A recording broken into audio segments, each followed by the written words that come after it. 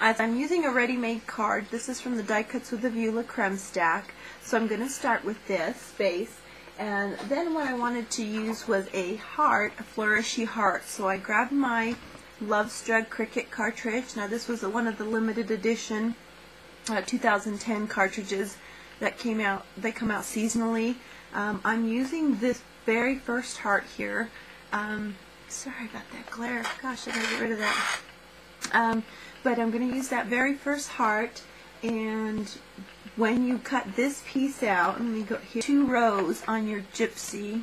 I know it's hard to see, but this very first row has the actual heart, and the row right below it has a shadow for all of the hearts that are on the first row. So I'm going to cut out that first heart and then its shadow at 3 inches. So let me get that cut with my Cricut, and I'll be right back. Okay, ladies, so I have my piece cut out. There is the heart that I cut out with Love Struck, and I did cut the top layer out in red basil cardstock and the back shadow layer in black plain cardstock. Now, that did take quite a bit, you can see how fussy that is, that did take quite a bit of cleaning up to get those pieces out. And if I were to zoom in, let me see if I can zoom this in. Oops, wrong way. There we go. You can see that there are some fuzzy little edges in there. So I have a quick tip that I teach in my layering class for how to clean that up. And you just take a black marker, a black fine tip marker, and you can see that that point is really, oops, get that in camera. What happens when you zoom in? Really fine tip point. And what you want to do is any place that you have like a fuzzy material that didn't quite clean up so well, you just go in, and this only works of course if you're on a black base, but you just go in and put a cleanup line. So you just basically color out the fuzzy, and it makes that edge nice and sharp, and you don't even see where there might have been any fuzzy material. It kind of wets the fuzzy stuff down, and it gives you nice clean edges. So it's a really great cleanup for any of those fuzzy edges you can't really quite get all the way out. So now what I'm going to do, let me get back out of zoom mode here. What I'm going to do is put that on my card. Remember, I started with this Die Cuts with a View base, and what I think I might do is get some of this glittery ribbon I have here, and I'm going to wrap that around the card. So, get my tape runner.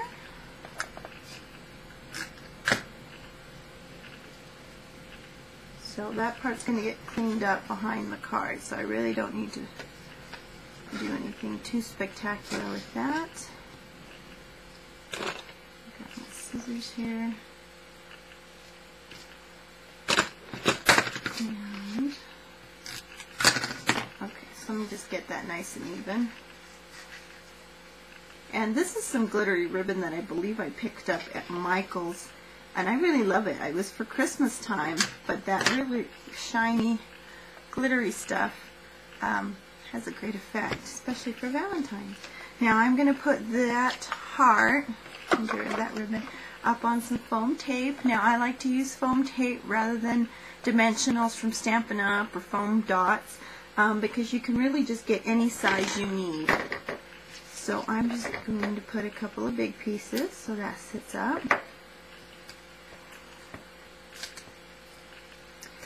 So okay, so I'm going to put that in the center there, and I think I might just put it square on right there. Okay, so we got that much of the card so far. Now for the stamped image I'm going to do, now I stamped a little sample to see what he would look like, and I'm probably going to have to color him in a little bit. Sorry, there's a glare there. Let me go ahead and zoom in so you can see what I'm going to do with the stamping portion of this. Get my Memento ink, my white cardstock. Now I'm going to just take this piece of white cardstock and stamp him kind of in the center, because I want to use my Wild Card Cricut cartridge, And with my center point feature, oh sorry about that brightness, with my center point feature I'm going to cut this shape around the stamped image. Okay, just clean that up. And I'm putting just a little piece of crafty foam underneath there so that the leveling off of the ink is pretty even when I stamp it. Get a good stamped image there. And just set that aside. And then I'm going to put that on my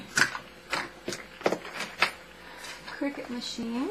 On that here. So what I'm going to do is, when you, for those of you that are used to Cricut cutting, when you load your mat in, whichever direction you load in, you know that your machine by default goes into landscape mode. So you need to put things on their side. So if this end up here is the end that goes, whoops, wrong side. This end right here is the end that goes in the machine. I'm going to put him laying on the side. So when I center point cut something, it will cut in this direction. I think I'll have to back out here. Here's the center point of this image.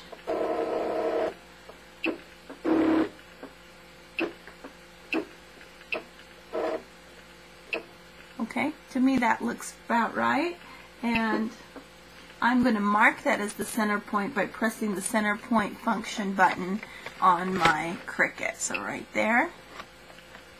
Now I want to make sure that that rectangle piece actually goes all the way around him. So I'm just going to grab my ruler here and see how big he is. He's about 2 1/4. So I'm going to make that 2 1/4 in size. Well, let's just do 2 1/2 to be sure. And then that particular shape on the Just Because cards cartridge happens to be button 17. So I number my book so I can get to a shape really quickly. And so on my Cricut keypad here, you'll be able to see that the first row is 10, the second row is 20, and if I back up 3, that's button 17. So that, okay, so I got my shape cut out. So here's my little Cupid doll shape.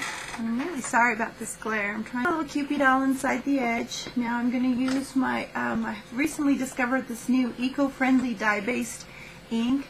It's called Paris Trunk, and it's made by Eco Green Crafts. They're another one of our sponsors on my website, so if you want information on how to get a hold of them, you can do that on my website. I'm just going to ink the edges here.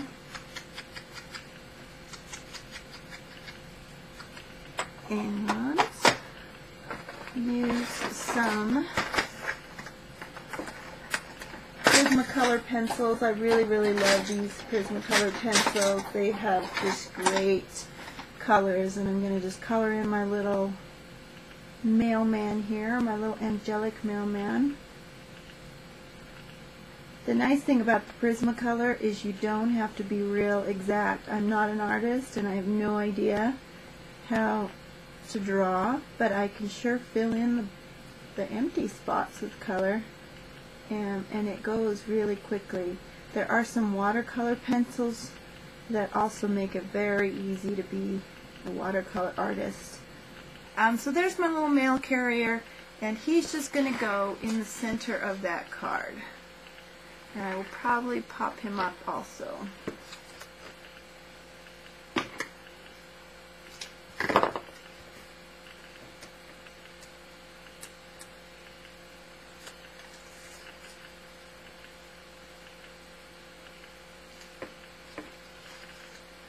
So I hope you can see that.